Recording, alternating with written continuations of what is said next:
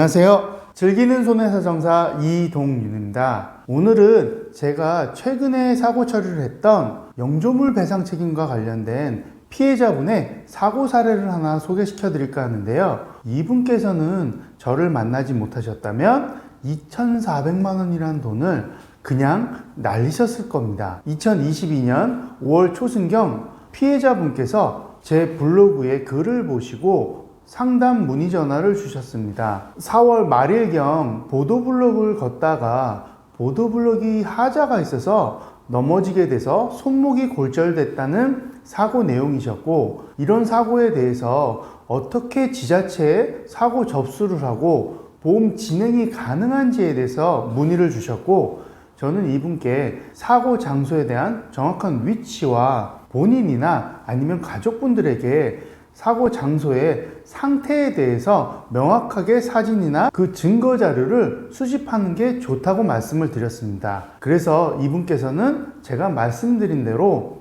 정보공개 포털 사이트를 통해서 CCTV 영상을 확보하셨고, 사고 현장에 보도블록의 하자에 대한 증거 사진과 CCTV 영상으로 본인이 넘어지게 됐다는 부분에 대해서 입증 후 해당 지자체에 사고 접수를 하시게 되었고, 해당 지자체에서는 그 사고 장소에 방문해서 보도블록이 심하게 침하되어 있는 것을 확인 후 보수 작업을 실시하였습니다. 그래서 저는 이 피해자분께 지자체에서 공사 전과 공사 후에 작업 사진을 남겨두게 되어 있으니 이 부분에 대해서도 정보공개 신청을 통해서 받아두시는 것이 좋다고 안내를 드렸습니다. 이렇게 피해자분께서는 정상적으로 보험 접수가 진행되셨고, 그 이후 열심히 치료를 받으셨습니다. 한동안 연락이 없으셨다가 10월 말일경에 저에게 또 연락을 주셨습니다. 본인께서 사고 접수 후 보험사 담당자와 직접 진행을 하셨고, 해당 진단서, 치료와 관련된 내용들을 보험사에 제출하였는데, 보험사에서 제시하는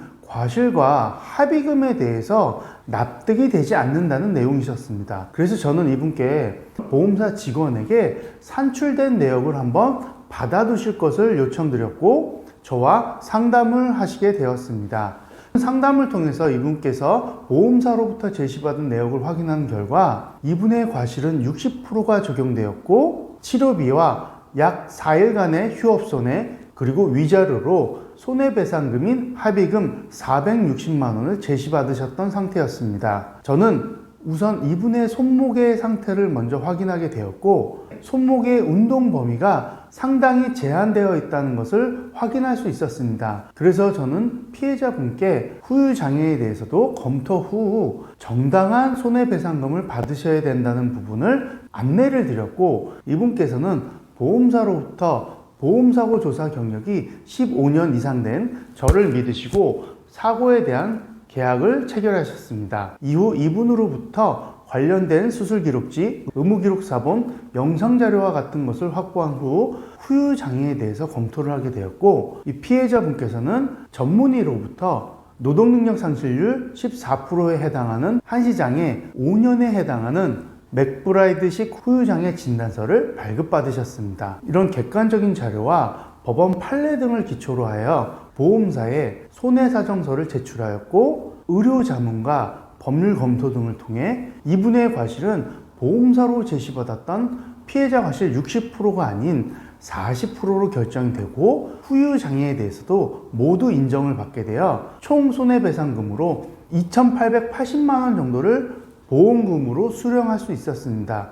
만약 이분께서 저를 만나지 않으셨다고 한다면 처음 제시받았던 460만 원과 결과적으로 수령하게 된 2,880만 원의 차익분인 약 2,400만 원을 그냥 날리셨을 겁니다. 이처럼 배상 책임 사고에서는 그 과실에 대해서도 꼼꼼하게 현장 조사나 법률 검토를 통해서 과실을 적용할 수 있고, 피해자분의 후유장애 또한 적정하게 평가를 받아 보험사와의 분쟁에 대해서도 깔끔하게 해결할 수 있는 전문가가 필요한 것입니다. 이분께서는 영조물 배상 책임 사고 처리와 더불어 본인이 가입하신 개인보험에 상해 후유장애 담보로 별도로 보험금도 수령하실 수 있었습니다. 영조물 사고와 관련해서 문의 전화를 많이 받는데요. 영조물 사고는 기존의 영상에도 말씀드렸다시피 초반에 입증을 얼마나 잘하느냐에 따라서 추후에 피해자분의 과실이 많이 달라질 수 있고, 치료를 받으신 후에